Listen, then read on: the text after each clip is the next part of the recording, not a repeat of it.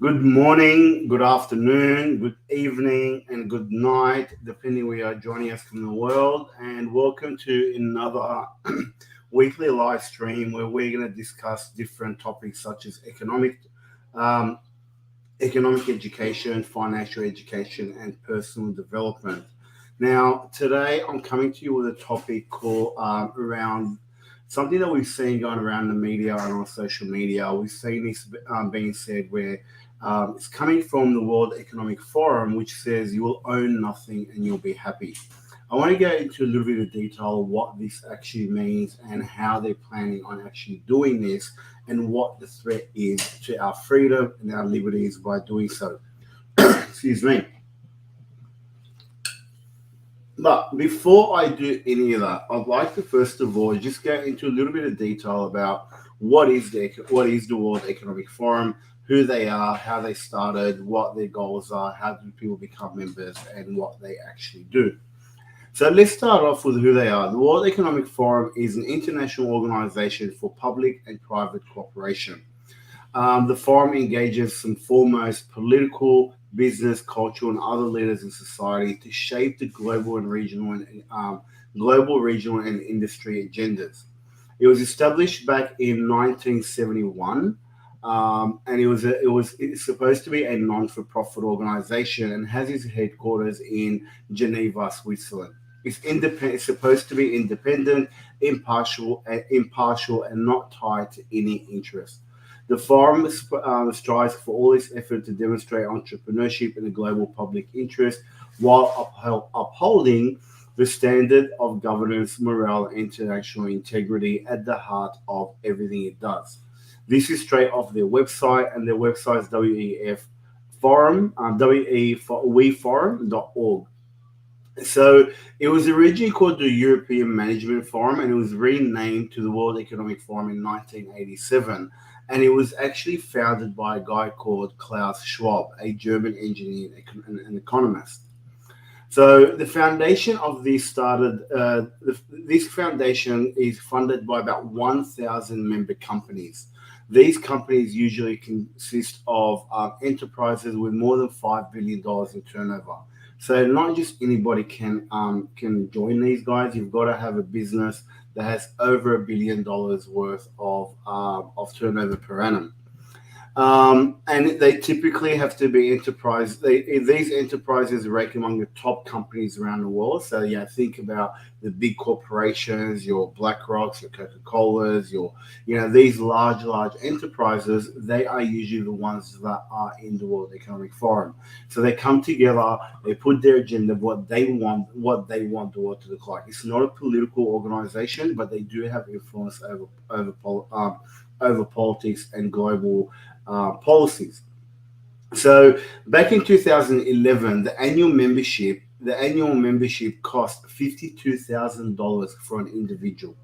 And for an enterprise or for an industry partner, it was $263,000, and for a strategic partner, it was $527,000. Now this has gone up by about 20%, so now it's about $628,000 per year just to be a member in the World Economic Forum.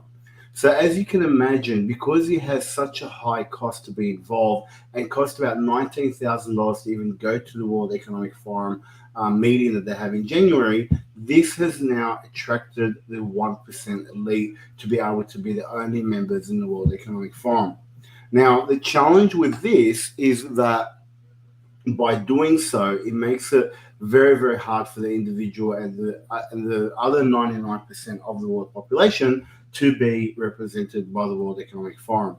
So usually the members of the Economic Forum are usually CEOs, young entrepreneurs, people who have had very, very high success and have a really, really high net worth. So what was the purpose of the World Economic Forum? And now, when you look at it from the surface, from the outside, it looks like they have a very noble purpose and have a very noble goal. So what their three main goals are: mastering the fourth industrial revolution. So they understand that over the next decade, we will witness changes tearing through the global economy. There's going to be unprecedented speed. We know this. We've seen so much changes happening so fast. There's going to be disruption to almost every industry, consumption, and whatnot. So they come together to address these type of problems. They look at solving some of the world's global commons, such as refugee, lack of food, and things like that. And they look at addressing global security issues. So the flagship event is the World Economic Forum. That is an invitation-only event held annually in Davos, Switzerland, that brings together over 1,000 member companies and selected politicians, as well as NGOs, religious leaders, and media are all invited to this event. So this winter discussion usually houses a whole bunch of different topics, including globalization, capital markets, wealth management, international conflicts. They look at environmental problems and their possible solutions. So when you're looking on the outside, the World Economic Forum is meant to be doing good for the world. Now, the next thing I just want to discuss is that, one of the things that came out in 2016 is they had this agenda called "You will own nothing and you'll be happy." They've even actually tweeted this, and I'm going to bring that tweet up on the screen. Oops, I removed my screen sharing, so I'll bring that back up. So this is an actual tweet by the World Economic Forum. And what you can see there is they're saying, "Welcome to 2030. I own nothing. I have no privacy. And life has never been better." Now, there is a link here, supposedly to a video. However, they have taken that video down because there's been a lot of backlash from people about this. So the question arises, how are they going to achieve this "I own nothing" or "we own nothing and be happy"? The way that they try to achieve this is by getting people to move away from ownership towards leasing all of our products and services that we have, such as our mobile phones, such as our cars. So the idea behind it is collective ownership. Now, if you know a little bit about history and understand where this idea comes from, it comes from Marxism. It comes from communism. It comes from the idea that the general public doesn't own anything. However, those that do own, everybody owns everything. But the reality of this, as we've seen over and over again in history, when people own nothing, it's usually those in power that own everything. And when that happens, they get to control the masses. Now, imagine if you own nothing and, everything's owned collectively by the government. However, you may oppose the government by, write an essay or something online that is against the government view, or you just speak up about something that you're not happy about. This then allows the government or those in power to be able to pretty much take you out of the system.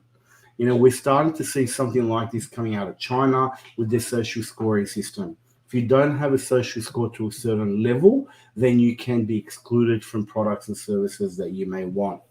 So this is one of the biggest challenges from the Economic Forum and what they're trying to achieve.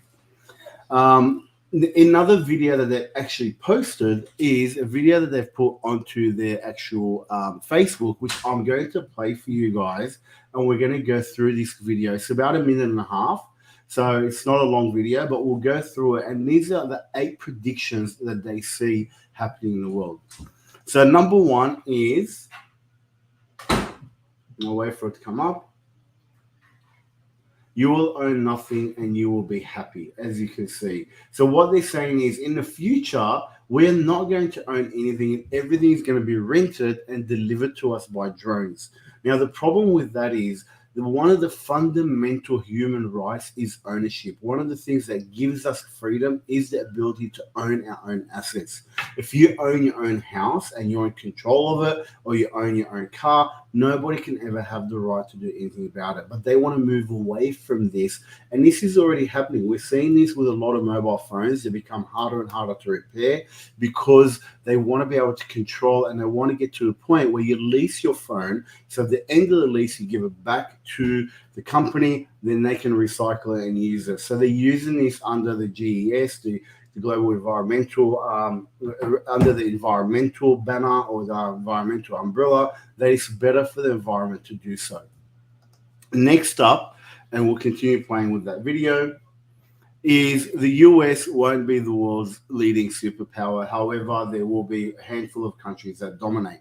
So this is all part of the agenda that, instead of instead of each country having their own government, they're looking at creating a global government. And we've seen a lot of this being spoken about on social media and the news. The next one is you won't die waiting for a donor. However, they want to get to the point where they can print human body parts, human organs. They want to be able to print them. They also want us to eat a lot less meat. So if you look at, for example, I just got a mind blank. Bill Gates. If you have a look at Bill Gates, he's now one of the largest owner of farmland in America. So one of the things that they're working towards is reducing the consumption of meat. And you can see this. They've actually outright said it. They want to make meat. They want to reduce the consumption of meat and make it more of an occasional treat and not a staple for the good of the environment. Now, what happens when you take out meat? What are people turning to? We're turning a lot towards genetically modified food, soy-based food, and all of these foods that are not generally healthy for us. But they're doing this under the guise of the of environmental good.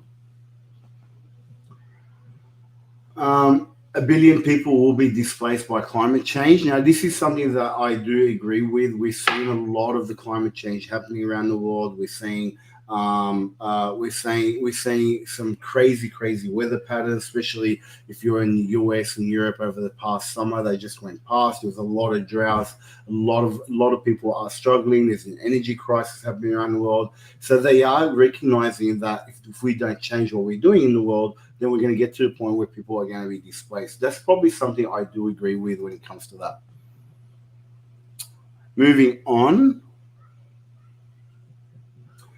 So this is also another thing. Now, this may sound like, or may look like on the outside, that it looks like big businesses who are polluting the world, who are doing a lot of CO2 emissions and whatnot, they're going to pay taxes. But if you dig a little bit under the surface, they're actually also coming after the individual person. There's already talk about individual carbon tax and people paying carbon tax. I even read an article recently that said that even on your credit cards, they're going to now automatically tax you as soon as you buy something for the carbon emission or the carbon footprint that purchase may leave. So if you buy something that that pollutes the world, then you straight away pay a tax on that.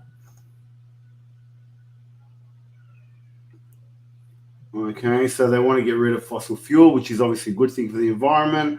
They talk about preparing to go to Mars, and that scientists will be able to work for us to be able to live in a healthy space and environment in space and be able to live in space. They also talk about that Western values will be tested again because of the whole global government that they're looking. So yeah, these are the main things that these guys are doing. So they're very active in showing that they actually want to control the world and be able to. Let me just remove that off the screen. I don't know what's happening there. So we can see from the video that they've actually posted on their own website that they are looking at controlling the people. So they are doing this, and these are the same guys that actually want to. They legitimately want to put chips in people. So they want to put chips. So this is actually one of their posts. So again, this is a Twitter post. They say, would you let your employer implant a microchip in your hand? These workers have. So this is just another step in being able to track and control people through technology. We've seen a lot of talk about tracking people's usage of their medication by putting chips in medications. So it's moving towards more and more towards a centralized system where those in power control the masses. And this is one of the biggest challenges that the World Economic Forum does in terms of, or is doing in terms of taking away our liberties and our rights and our ownership. So look, that's all I'm going to get into today, guys. Just wanted to let you guys know that this is what the World Economic Forum is, what they're doing, what their agenda is, and to be very, very careful about the propaganda that they're putting out there. That's it for me. Peace out. Have a great day, and I'll see you guys next time.